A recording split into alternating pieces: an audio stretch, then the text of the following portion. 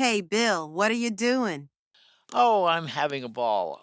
I've taken a picture from the Rembrandt's museum of what was supposed to be Rembrandt's printing studio, and I'm painting out all of the background stuff. The picture of his press, the thing on the floor, his shadow. There's a man standing here. I wiped him out, and I'm going to make this into a kind of coloring book page with outlines, and it's the size of a piece of typing paper.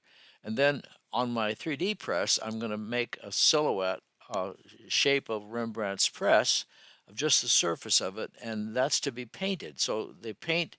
You paint with acrylic, you paint the press, and then with watercolors or some color pens, you paint in this picture, which looks like a coloring book, and then you glue the two together with a magnet, and it's a refrigerator fidget press.